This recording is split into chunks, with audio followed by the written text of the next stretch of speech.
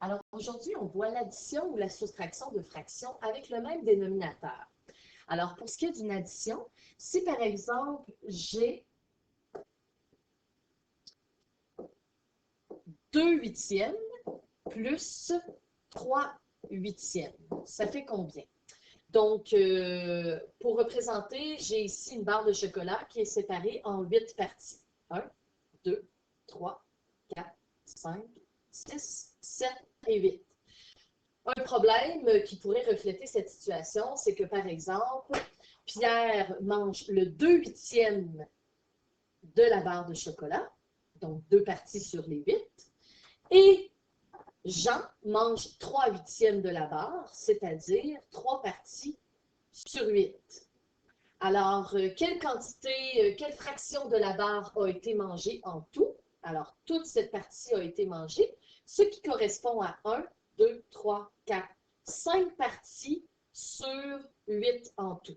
Donc, 5 parties sur 8, donc 5 huitièmes de la barre de chocolat a été mangée par moi et Jean. Pour la soustraction, c'est un peu le même procédé.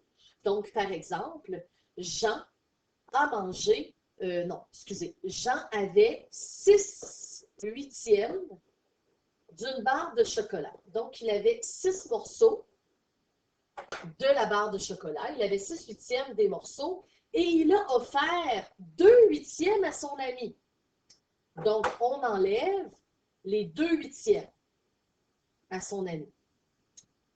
Alors, quelle est maintenant la partie de la barre de chocolat qui revient à Jean, puisqu'il en a donné à son ami? Donc, il lui reste à Jean 4 huitièmes de la barre de chocolat. C'est très important dans une addition ou une soustraction de fractions de comprendre qu'on soustrait ou qu'on additionne seulement les numérateurs. On ne fait pas la même chose avec les dénominateurs. Pourquoi? Parce que dans l'exemple comme 2 huitièmes plus 3 huitièmes, 2 huitièmes plus 3 huitièmes, si on additionnait 8 plus 8 qui donne 16, si on additionnait les dénominateurs, eh bien, ça nous donnerait des 16e. Alors, ma barre de chocolat n'est pas séparée en 16 morceaux. Elle est séparée en 8 morceaux. Alors, ce sont vraiment des huitièmes.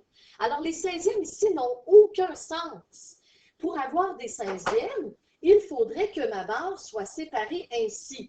C'est-à-dire que chaque morceau soit séparé en 2 pour faire ainsi 16 morceaux. Alors, ce qui n'est pas le cas.